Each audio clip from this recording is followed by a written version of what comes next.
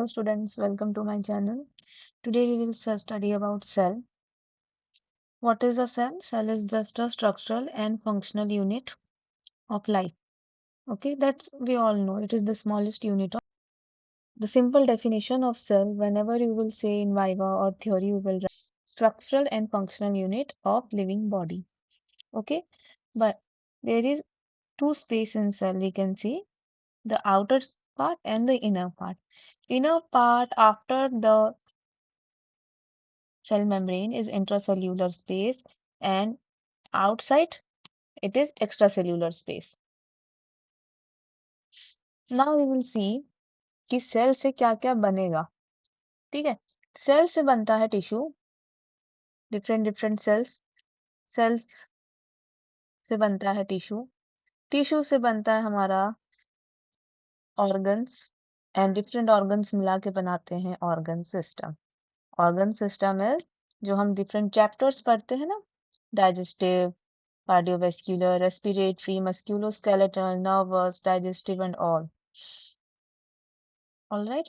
अब ये सारे सेल्स मिला के जो टिश्यू बनाते हैं, अब सेल हमेशा थोड़ी एक ही टाइप का होगा, सेल बहुत सारे टाइप के होंगे, जैसे मसल सेल्स होंगे, मसल फाइबर कहेंगे, नर्वस टिश्यू फॉर्म करेगा neurons, these are nerve cells, epithelial tissues कौन फॉर्म करेंगे, एपिथेलियल सेल्स, कनेक्टिव टिश्यूज कौन फॉर्म करेगा, connective cells like cartilage, bone, blood, etc. All right, next we will see about some general characteristics of cell. Cell क्या करता है, cell की क्या क्या कैरेक्टरिस्टिक्स है, क्या क्या फीचर्स हैं, उसको इसकी क्या क्या एबिलिटीज हैं करने की.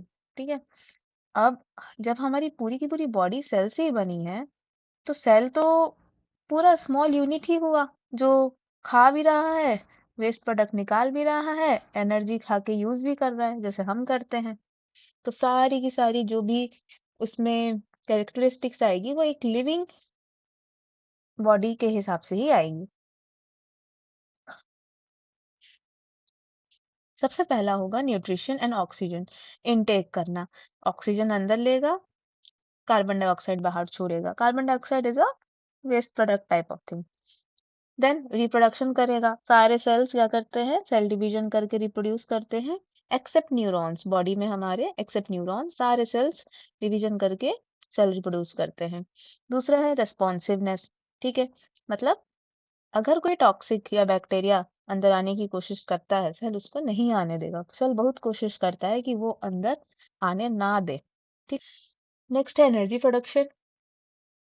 एनर्जी प्रोडक्शन में क्या करता है सेल, एटीपी जनरेट करता है. कौन जनरेट करेगा एटीपी, जो हमारे माइटोकॉन्ड्रियाज प्रेजेंट है वो एटीपी जनरेट करते हैं. एनर्जी प्रोडक्शन क्या करेगा इसमें, it generates energy for growth and repair. Growth and repair of what, growth and repair of cell. Cell की और जो आगे ग्रोथ होगी वो. ठीक है, अब देखो सेल की ग्रोथ हो रही है, उससे क्या हमें फायदा हो रहा है.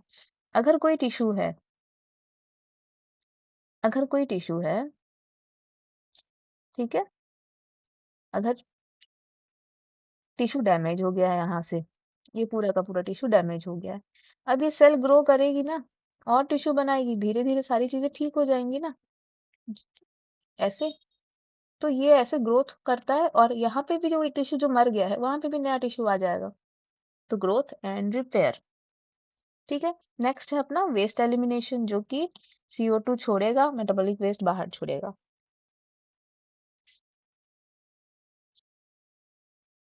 दूसरा है हमारा होम्योस्टेसिस, जो कि मेंटेन करता है एनवायरनमेंट और सर्वाइवल के लिए. अब देखते हैं स्ट्रक्चर्स ऑफ द सेल. इसमें क्या क्या आएगा स्ट्रक्चर ऑफ सेल में, इसमें तीन चीजें आएंगी. पहला आएगा सेल मेम्ब्रेन, दूसरा आएगा साइटोप्लाज्म, तीसरा आएगा न्यूक्लियस. ठीक है, बीच वाला है न्यूक्लियस. न्यूक्लियस कौन है, जो कंट्रोल करता है पूरे सेल को. सेल मेम्ब्रेन कौन है, सेल मेम्ब्रेन है दीवार, घर में दीवार होती है, ये वो है, अंदर आने नहीं देगा. ये बहुत प्रोटेक्ट करने की कोशिश करता है और बहुत हेल्प करता है सेल को कि डिफरेंट डिफरेंट चीजों से ये उसको प्रोटेक्ट करता है. साइटोप्लाज्म क्या है, साइटोप्लाज्म घर का वो सेफ प्लेस है जहां पे सारे ऑर्गेनेलीज मिलजुल के रहते हैं. ठीक है, साइटोप्लाज्म में ही ऑर्गेनेलीज क्या करते हैं, अपना टॉक्सिन छोड़ते हैं या अपना जो भी एनर्जी लेना होता है वो लेते हैं। सबसे पहले अगर सेल मेम्ब्रेन से ऑक्सीजन अंदर आता है, कहाँ जाएगा? सीधा सीधा वो साइटोप्लाज्म में जाएगा पहले। साइटोप्लाज्म से घूमते फिरते माइटोकॉन्ड्रिया को ढूंढेगा, फिर माइटोकॉन्ड्रिया में वो अपना एटीपी बनाएगा। तो ये हो गया 3 pillars of the cell. Next है plasmalemma, that is the cell membrane. ठीक है, सबसे पहला हम ये देखते हैं कि प्लाज्मा लेमा में एक्चुअली है क्या और ये क्या चीज है। प्लाज्मा लेमा में, that is your cell membrane में है प्रोटीन, कार्बोहाइड्रेट, लिपिड्स। इसकी थिकनेस होगी 75 टू 111 एंगस्ट्रॉम। इसका नेचर होगा सेमी परमेबल। सेमी परमेबल मतलब कुछ चीजों को अंदर जाने देगा, ठीक है, और कुछ चीजों को अंदर नहीं जाने देगा। फंक्शन क्या होगा? It allows free exchange between ICF, that is intracellular fluid, and extracellular fluid. वही है, अंदर का इंट्रासेल्यूलर, बाहर का एक्स्ट्रासेल्यूलर, दोनों में आने जाने में हेल्प करता है फ्री एक्सचेंज। जिसको जाना चाहिए उसको अंदर जाने देगा, जिसको नहीं जाना चाहिए उसको बाहर फेंक देगा। नेक्स्ट देखते हैं structure of cell membrane. Structure 3 चीजों से इवॉल्व हुई है।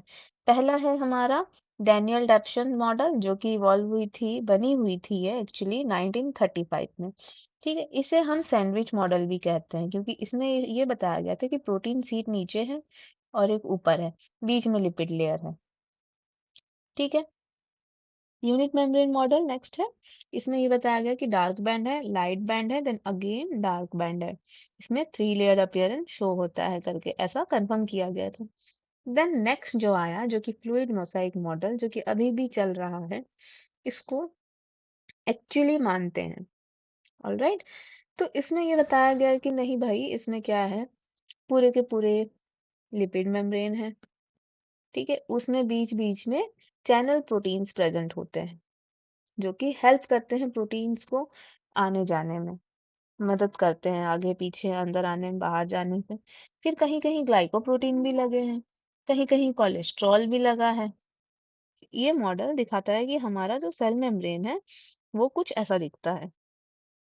अब current model of cell membrane में हमने देखा लिपिड लेयर, ये जो छोटे छोटे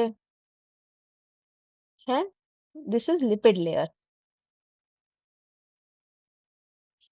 अब इसमें क्या होता है, जो हेड है लिपिड का, जो हेड फॉर्म हुआ है, ये बना है हाइड्रोफिलिक या पोलर फेस कहते हैं इसको। ठीक है, और जो टेल है इसको कहते हैं हाइड्रोफोबिक या non polar. It means hydrophobic मतलब hydro means water, phobic means water से डर रहा है। ठीक है, तो इसीलिए ये अंदर साइड है और ये बाहर साइड है।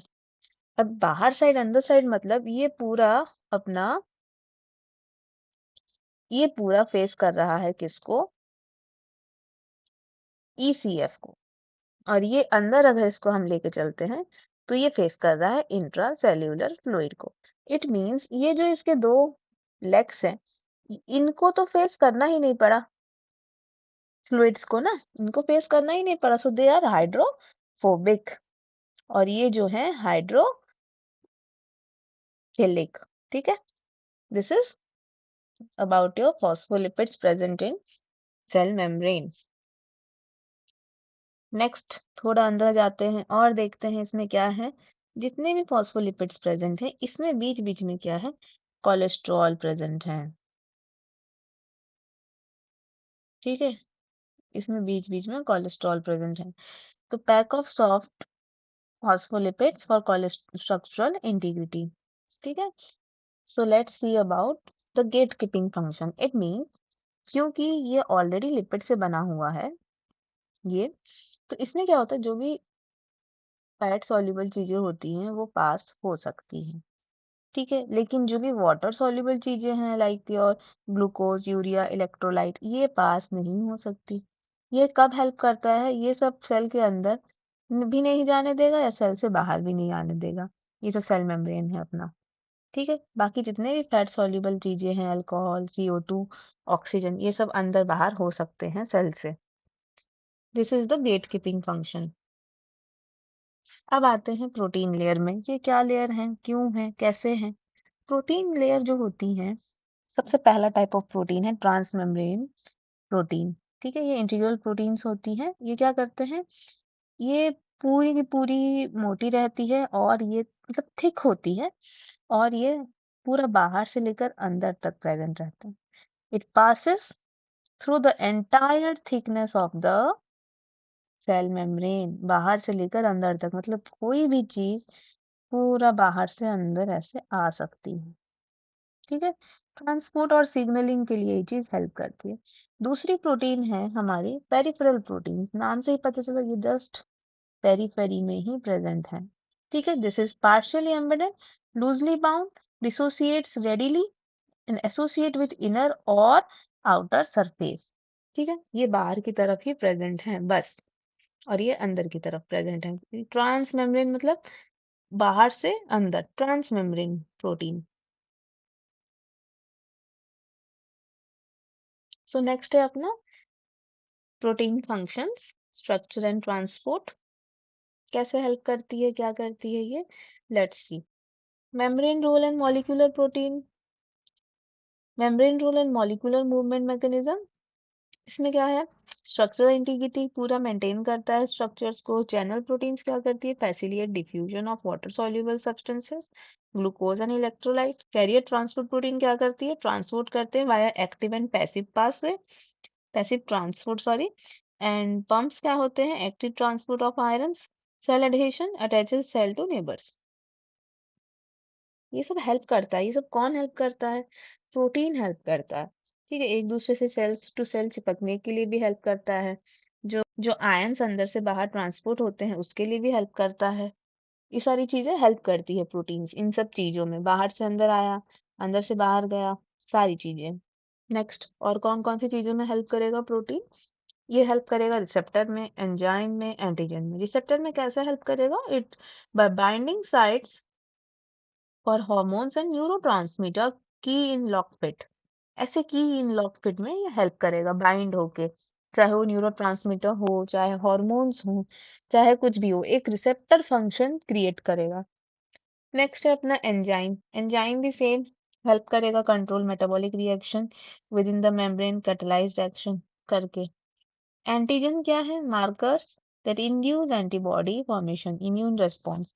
एंटीजन आके प्रोटीन में बैठेगा तो रिकॉग्नाइज कर लेगा और फिर वो एंटीबॉडी को रेस्पॉन्स करेगा। नेक्स्ट है अपना carbohydrate, the ग्लाइकोलिक्स।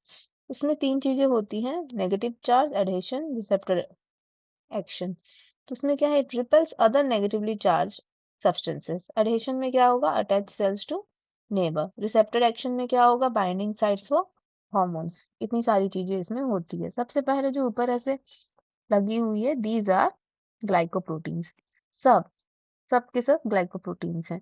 These are loose coverings, alright. Glycoproteins जो प्रेजेंट हैं, दीज आर लूज प्रोटीन्स, सब मिला के बनाते हैं ग्लाइकोलाइक्स।